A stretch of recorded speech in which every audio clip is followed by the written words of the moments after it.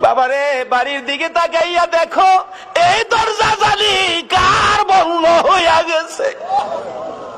এই মারে কবরে শুয়াইয়া, বাবারে কবরে শুয়াইয়া চোখের পানি কার জন্য রাখছো। মাহমুদ রে, মায়ের অভাবী ছেলেরা কি করে? এতদিন তো শুধু বলতাম, এখন তো নিজেও মার অভাবী।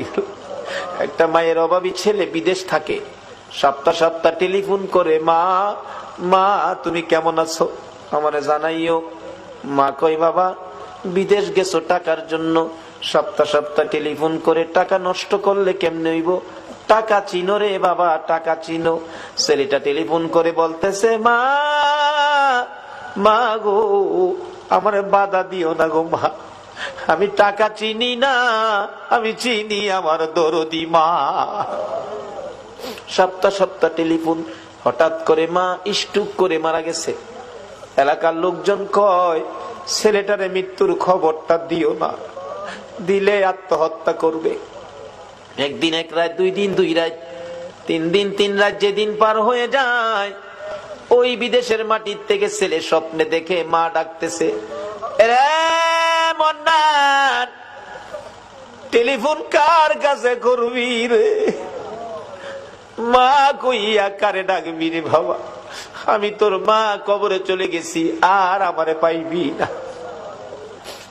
আইলি না, আমারে মা কইয়া ডাকলি না, মার দেখার জীবনে হবে না। ঘুম থেকে উঠে মা মা কইয়া কাঁদতেছে। বন্ধুরা বলেন, কি হলো তোমার? আমি স্বপ্নে দেখেছি মা নাই, দেশে থাক, দেশে আর চাকরি করব না, দেশে চলে যাব। সকালবেলা টেলিফোন করছে, বড় ভাই টেলিফোন ধরে, মন্নান সপ্তাহ হইলে টেলিফোন করবি, আজকে কেন টেলিফোন করলি? ভাই আমি স্বপ্নে দেখেছি আমার মা নাই গো। ভাই আগে সত্য করে কও, আমার মায়ের খবর কি? খবর যদি না কও, আমি কালকেই বাড়িতে চলে আসব। মায়ের কাছে দাও, মায়ের সাথে কথা বলবো। মার কাছে যদি টেলিফোন না দাও, আমি কিন্তু কালকে বাড়িতে চলে আসব। বড় ভাই টেলিফোন ফালাইয়া একটা দূর মায়েরা মায়ের খবরের পাশে, মা মা গো তোমার পাগল খবর পাইছে গো, কালকে বলে বাড়িতে আইব। বড় ভাই সকালবেলা মাইক্রো ভাড়া করেছে, বুড়া বাবা পিছে পিছে ডাকতেছে, আমারে সঙ্গী করি লইয়া যা রে,